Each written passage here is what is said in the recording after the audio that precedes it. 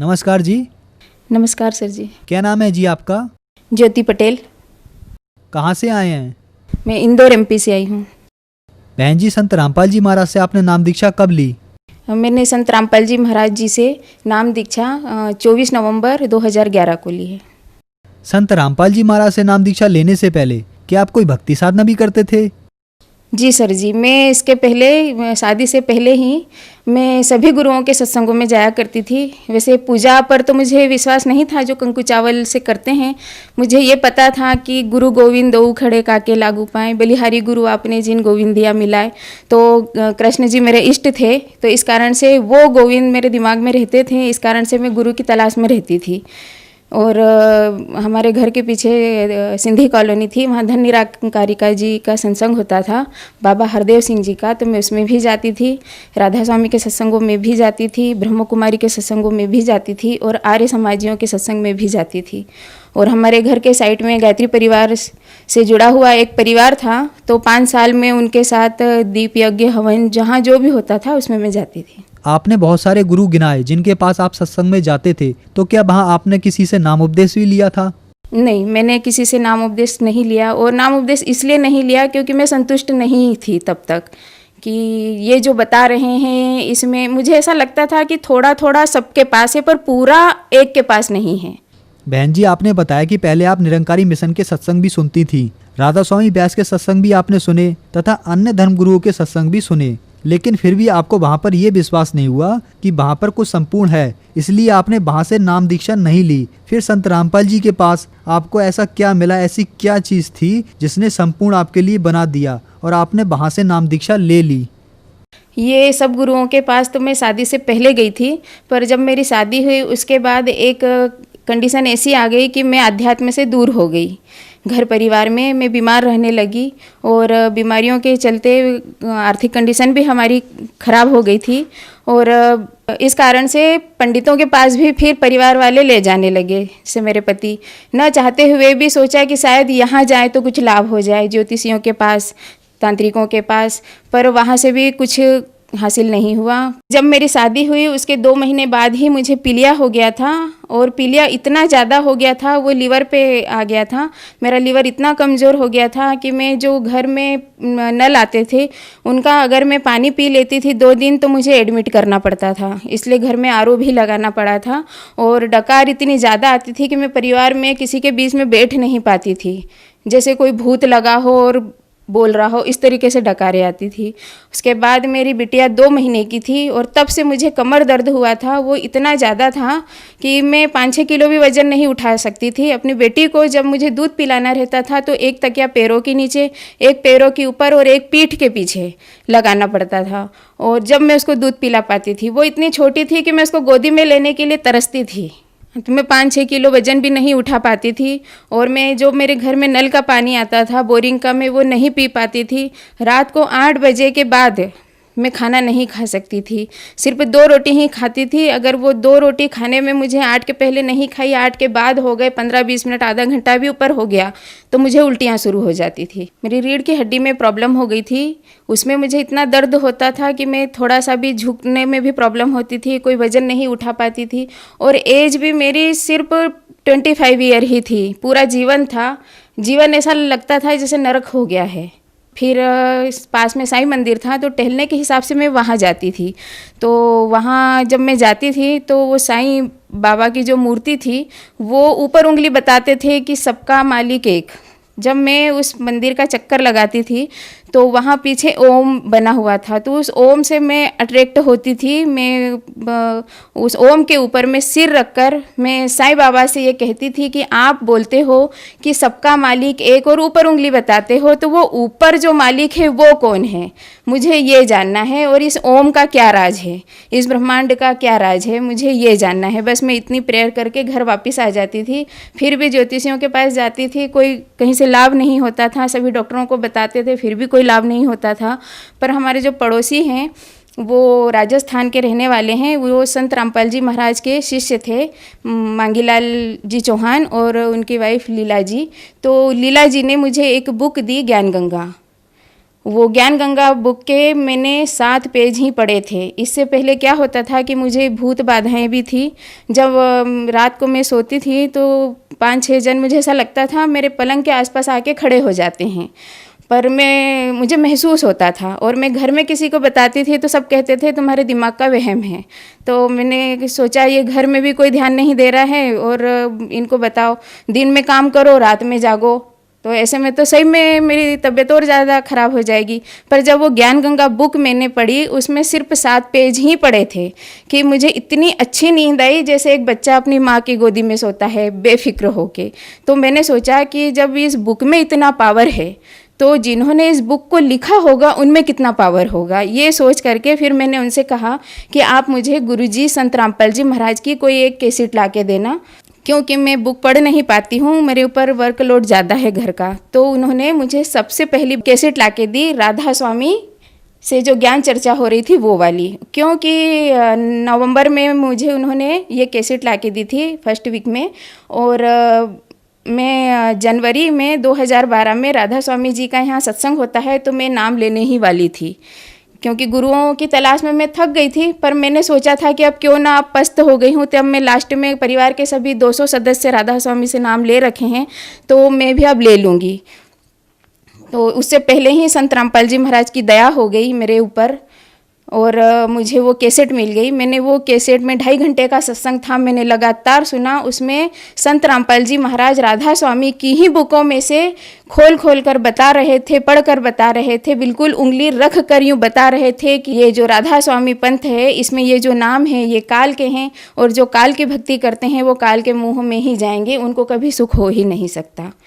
तो ये जब मैंने देखा, उसी दिन मैंने अंतर मन से प्रार्थना कर ली कि बस यही मेरे गुरु हैं और भविष्य में जब भी मैं नाम लूँगी मैं इन्हीं से लूँगी। मेरी कोई उम्मीद नहीं थी कि मुझे घर से कोई भेजेगा अजनबियों के साथ, घर की बहू और अकेले मुझे कैसे भेजते।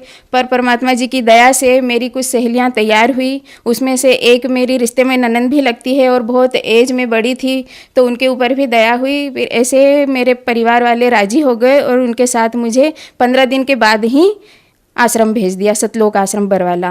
पर जब मैं गई तो मैंने सोचा एक बार मैं घूम कर आऊँगी, फिर उसके बाद दोबारा जाऊँगी तब नाम लूँगी। पर जब मैं आश्रम में मैंने एंट्री ली तब मुझे ऐसा लगा कि अगर कल को ये मेरी श्वासें ही नहीं रही तो मैं दोबारा कैसे आऊँगी, क्यों ना आई हूँ तो मैं अभी नाम ले लूँ। तो बस मैं गई और दूसरे दिन मैंने संत रामपाल जी महाराज जी से नाम ले लिया। बहन जी, आपने बताया कि आपका जीवन नर्क जैसा हो गया था। उसके बाद आपने जब संत रामपाल जी महाराज से नाम दीक्षा ली तो क्या आपको कोई लाभ भी प्राप्त हुए? क्या आपकी लाइफ में कोई चेंज आए? जब संत रामपाल जी महाराज जी से मैंने नाम लिया और जब मैं आश्रम से वापस रिटर्न घर आई तो मेरी बेटी जो 15-16 किलो की थी उसको मैंने खुद अपनी गोदी में लिया, बैग अपना उठाया और मैं उसको ट्रेन में चढ़ी उतरी, मैं स्टेशन पे उसको लेके घूमी, मुझे कोई प्रॉब्लम नहीं हुई, कोई दर्द नहीं हुआ।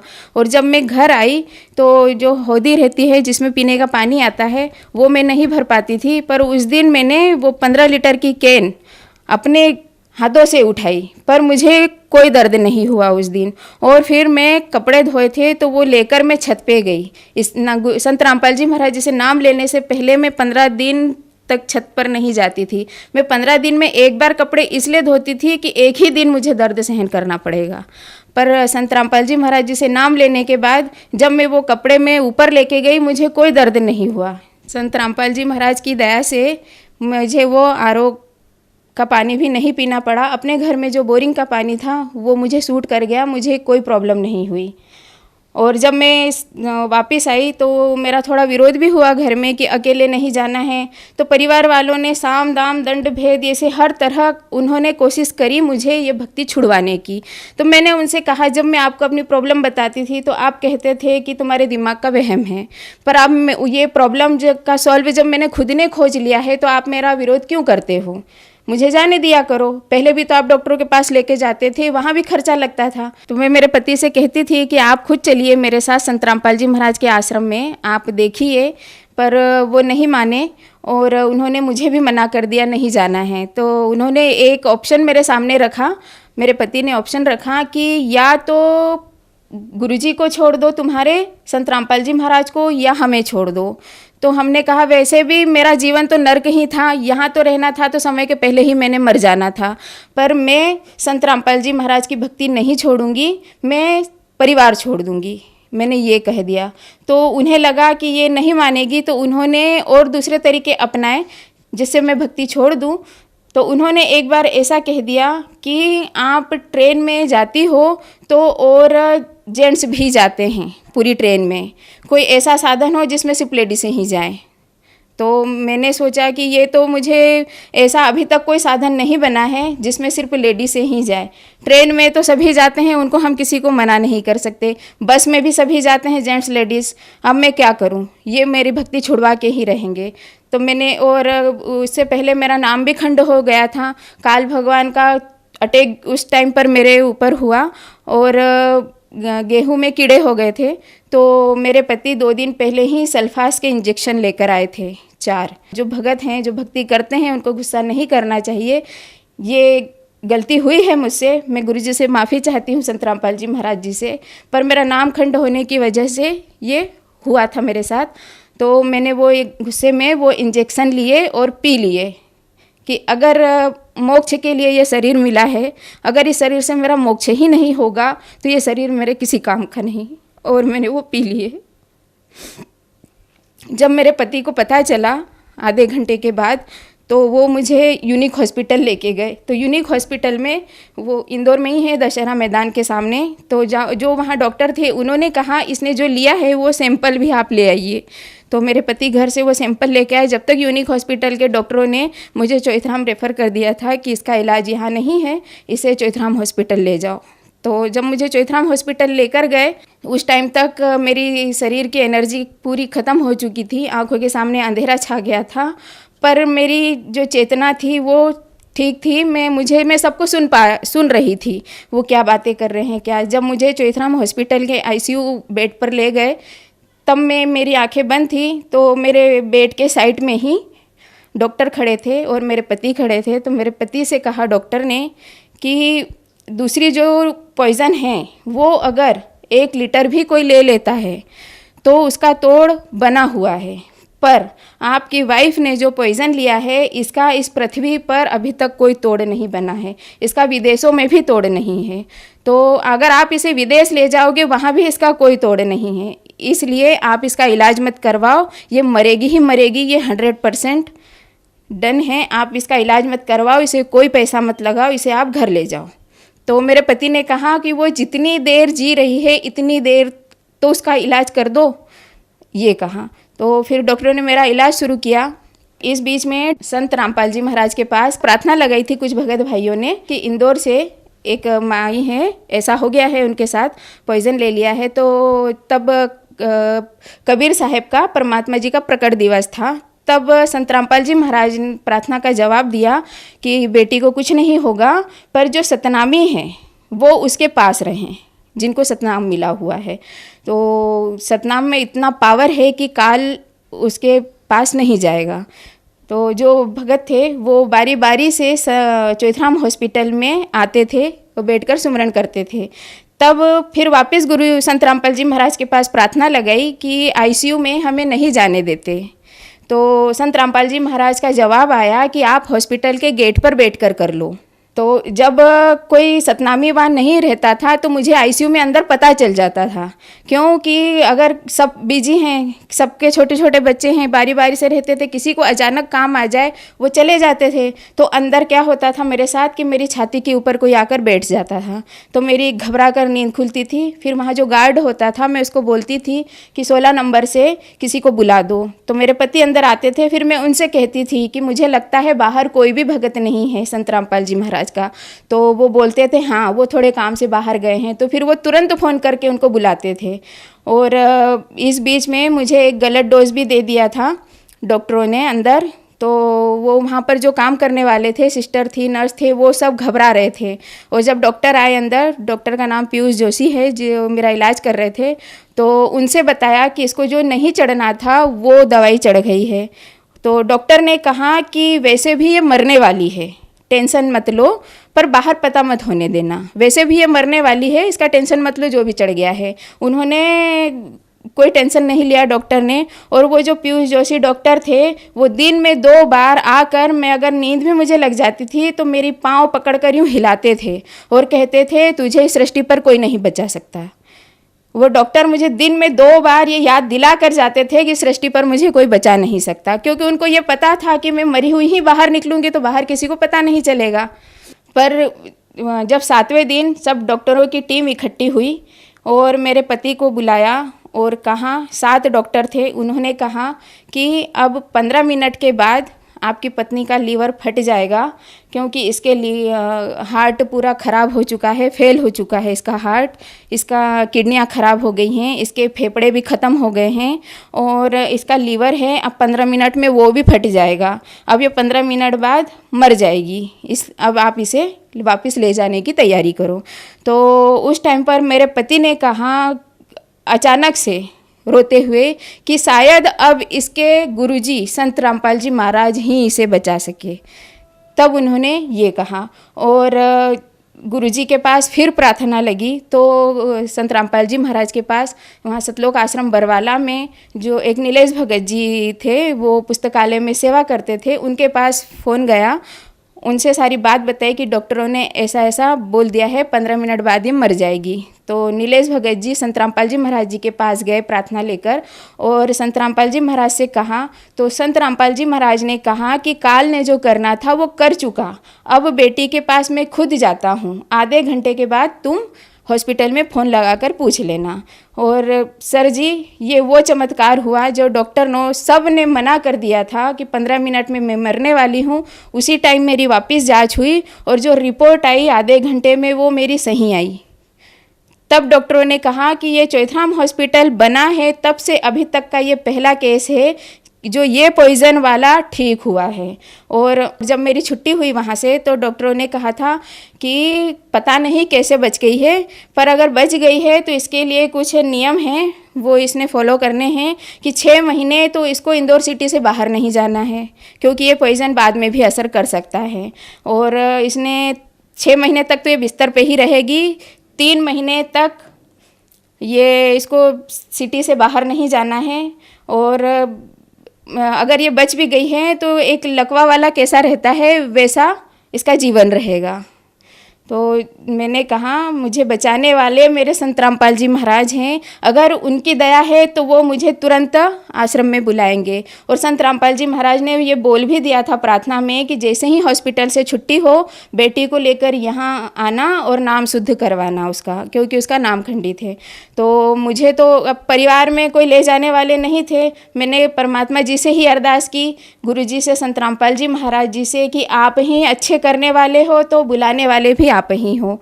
मुझे 10 दिन का उन्होंने ट्रीटमेंट दिया था जब हॉस्पिटल से छुट्टी हुई। और 10वें दिन जब हॉस्पिटल में वापस गई चेकअप करवाने के लिए तो एक बार उन्होंने मेरी पूरी जांच की और कि ये देखना चाहा कि 10 दिन में इसमें कितना फ़र्क आया है। वो 8 दिन का ट्रीटमेंट था। 8वें दिन में चली गई चौथराम हॉस्पिटल वापस। जब उन्होंने मेरी जांच की और 9वें दिन अगले ही दिन मेरी रिपोर्ट आई, मेरे हस्बैंड गए रिपोर्ट लेने, तो डॉक्टर ने सारी रिपोर्ट देखकर बोलता है नील नील नील, मतलब इसने पॉइज़न लेने से पहले ये जितनी स्वस्थ थी उतनी स्वस्थ आज है, ये ऑल इंडिया में कहीं भी जा सकती है। तो पर संत रामपाल जी महाराज की दया से 10वें दिन ही मैं बरवाला आश्रम में चली गई। संत रामपाल जी महाराज जी ने मुझे ये जीवन दान दिया है और उन्हीं की कृपा से आज मैं यहाँ खड़ी हूँ और ये बोल रही हूँ। एक आध्यात्मिक लाभ मुझे ये हुआ कि जब बरवाला कांड हुआ था उसके बाद एक बार और विरोध मेरा हुआ था, तो मैं 10 महीने अपने मायके चली गई थी। तब उस दिन 29 मार्च की बात है 2015 की, तब मैंने प्रणाम किया गुरुजी को, मैंने संत रामपाल जी महाराज को कि मुझे ये यहाँ के सुख नहीं चाहिए पर मुझे मोक्ष ज़रूर चाहिए। उसी रात को रोते रोते मैं सो गई। संत रामपाल जी महाराज आए और उन्होंने मेरे सिर पर हाथ रखा और उनके गले में सफ़ेद रुमाल था, उससे मेरे आंसू पोंछे और कहा बेटा तेरा मोक्ष तो पक्का है, तू टेंशन मत ले, और मैं 2 घंटे की छुट्टी लेकर आया हूँ जेल से तेरे लिए, मुझे अब वापस जाना है। और संत रामपाल जी महाराज वहाँ जेल में होते हुए भी अपनी आत्मा के लिए छुट्टी लेकर आए और मुझे आशीर्वाद देकर गए। बहन जी, जैसा कि आपने बताया कि संत रामपाल जी महाराज से नाम दीक्षा लेने के बाद आपको शारीरिक आध्यात्मिक लाभ मिले, आपको संत रामपाल जी महाराज ने जीवन दान भी दिया, तो जो समाज आज आपको सुन रहा है उनको आप क्या संदेश देना चाहेंगी? जी, मैं संदेश तो नहीं दे सकती पर प्रार्थना कर सकती हूँ कि परमात्मा जी संत रामपाल जी महाराज ही हैं, पूर्ण परमात्मा। वो इस धरती पर आए हुए हैं, हम जैसों के दुख निवारण के लिए आए हुए हैं। तो यहाँ सभी जीव दुखी हैं, इसलिए संत रामपाल जी महाराज की शरण में जाएं और अपना मोक्ष भी करवाएं और यहाँ के सुख भी पाएं और ऊपर के सुख भी पाएं। धन्यवाद जी। सत साहेब जी।